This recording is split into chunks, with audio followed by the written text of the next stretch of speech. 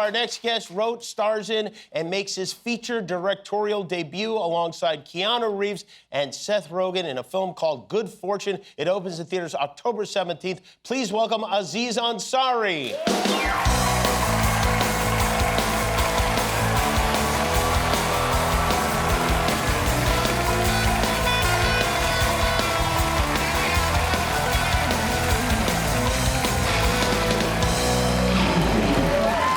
Look at you in a suit. Wow, Nice. wow. So, you know, this is the first talk show I ever did. Is it really? Yeah, the first time I did it, yes.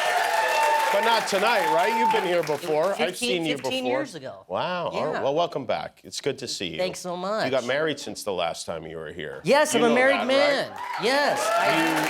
Got married and moved to London, right? Yeah, my wife and I met in London. She works there, so I live there now, yeah. And are you liking it there? I do. I haven't been in LA in a while. I haven't been here since all this ICE stuff started happening. I'm all nervous. I got friends. They're like, we're hiding our nanny in the basement. We might have to raise our kids. We don't know what we're gonna do. I'm on edge, man. I'm carrying my passport all the time just in case people haven't seen the shows, you know? Although I do think it would be amazing if they did grab me, because there'd be an incredible viral video where all these people are like, oh my God, that's the guy from Parks and Rec. You can't, he made Master of None. Oh my God, they're arrested Kumail Nanjiani. Well, you can't be too careful nowadays. You really can't. So for your wedding, because I'm curious about this, because I know you love food and you're very particular about that sort of thing. Were you involved in the planning of the wedding? My wife kind of handled everything. I chimed in on the food stuff, and you know, we got married in Italy, did a nice wedding, didn't do anything too crazy, but I told all my friends it was a super traditional Indian wedding, and I made them all get dressed up, and then I took photos of them and sent it to their workplace and accused them of cultural appropriation. Smart, smart. That's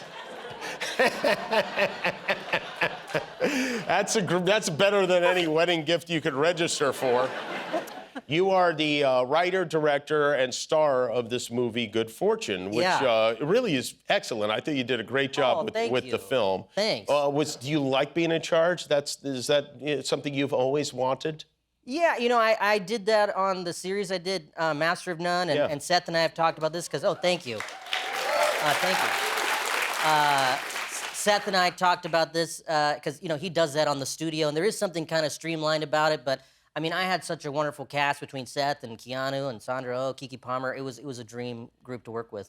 Tell everybody what it's a very clever idea, and I don't want to ruin the idea, so I will let you explain what goes on in the film. Okay, I play a guy who lives in LA, and I'm struggling. I lost my job, I'm sleeping in my car, and Keanu Reeves plays my guardian angel, but he's kind of an idiot.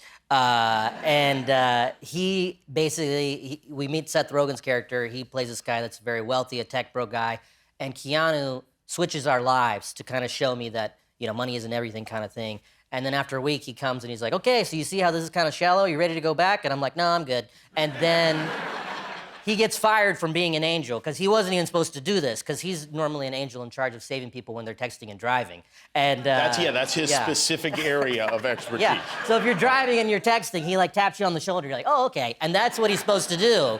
And then he tries to do this thing with me because he wants to be a bigger angel, and you know, then hilarity ensues. Did you know that Seth was going to be the douchebag rich guy the whole time?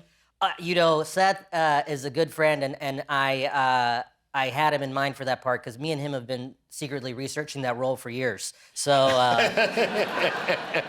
Speaking of researching the role, you were delivering for what, DoorDash was it you were delivering for? Yeah, so there's a sequence in the movie where Seth's character, you know, after he becomes poor, he has to make money doing like a DoorDash type thing. And so when I was working on the movie, I wanted to get this stuff right, because it's, you know, it's sensitive material. And so I interviewed a lot of people. And I interviewed this one guy that does DoorDash, and I was like, hey, could I do a ride-along? And he was like, sure. And so I took over his account and did DoorDash, and it was so interesting. So I do like the first pickup. It's right near here in Los Feliz, and it's on Hillhurst Avenue, and they're like, the food's ready, and I'm like, pull up, I put my hazards on, I'm like double parked, I get out, I go in, they're like, oh, actually the food's not ready. And then there's like people honking and everything, and I'm getting all nervous, and then I finally get the get I'm like going in, get in the car, and then I start backing up and almost rear end like a telephone pole, and I realize it's because I'm such a douche. I'm used to every car having like cameras and beeps, and I'm like, oh man, I need the cameras, I need the beeps. Yeah, oh wow. And then I just put all of that in the movie. And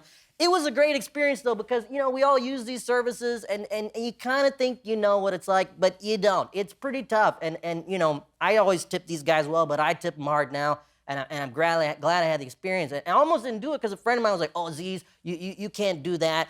People are just gonna recognize you. And I was like, ah, damn, they're right. But then I realized, oh, I'll be fine. Because who in 2025 is confident enough to see an Indian guy doing DoorDash and go, you're Aziz Ansari, right? And your dad's in the movie, too. Did you have to pay your dad to be in the movie, or do you get him for free? My dad, we do have to pay him. And, he was in Master of None as well, and sometimes he calls me, he's like, your mom got a residual check, but I didn't. Is there something going on? Wonderful. But he's in the movie, and yeah, he's so great, and he's really funny, and he came, we did a big premiere in the Toronto Film Festival, and he came, and all the rest of my family, they like took him back. And my dad just like walked on the red carpet, and security is like, we've got this older Indian man, he's taking photos of Keanu Reeves, we don't know who he is. And they're like, it's his dad, it's okay. You were, I want to ask you about this comedy festival over in Saudi Arabia that you were part of. Was that this weekend that went on? It's going on now, and it's still going on right now? I think so, I'm not sure, but now this is something that's become a big part of the news because people, a lot of comedians especially, are very upset because this is, the people who paid the comedians to come to this are not good people. They are, it's a pretty brutal regime. They've done a lot of horrible, horrible things. And so people are questioning why you would go over there and take their money to perform in front of these people. And I'm just curious because you were there, you made this decision. I'm curious as to why you decided to do that. Yeah, no, I'm glad you asked because, it's something I put a lot of thought into. And, I have an aunt that lived there for a while. Mm-hmm. And I talked to her about this, and she said, there's people over there that don't agree with the stuff that the government's doing. And to ascribe, like, the worst behavior of the government onto those people, that's not fair. Just like there's people in America that don't agree with the things the government is doing. Right, yes. I mean, the government over there is arresting people for peaceful protest. I mean, I know, we're doing horrible things over here, but they murdered a journalist. I mean, it's like, these are not good people over there. So did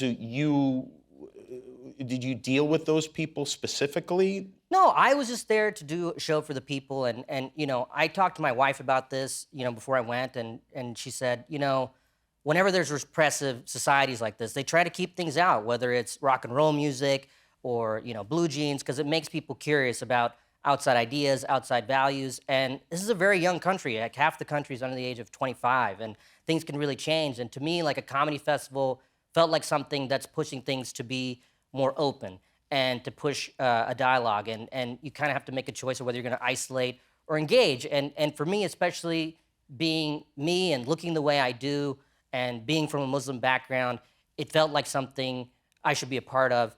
And I hope it pushes things in a positive direction. Did you have these concerns when you performed in India many years ago?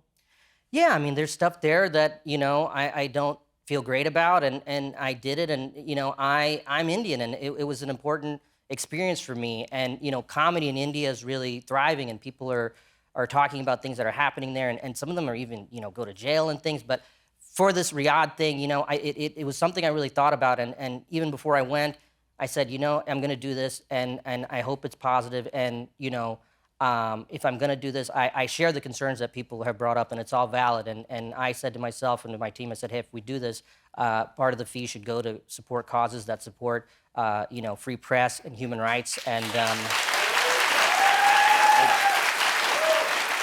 Like which causes specifically, or you thinking I read about Reporters Without Borders, which I think that's is really a great organization, and Human Rights Watch as well. And it's a complicated issue, but I felt like it was something that's pushing things in the right direction, I hope. So you felt that that in the long term, this will be a positive, people seeing comedy and American comedy and free Yeah, I mean, speech. so many people were there talking about stuff, and I hope people see that and they go, wow, this was really great, and I want more of this, not just in comedy, but in everything, to push things to be more open and to have the ability to say what we want and to have dissent and all this stuff, and hopefully it's a step in that direction. Aziz Ansari, everybody. His movie is called Good Fortune. It opens in theaters October 17th. Thank you, Aziz. We'll be back with Nathaniel Rateliff and the Night Sweats.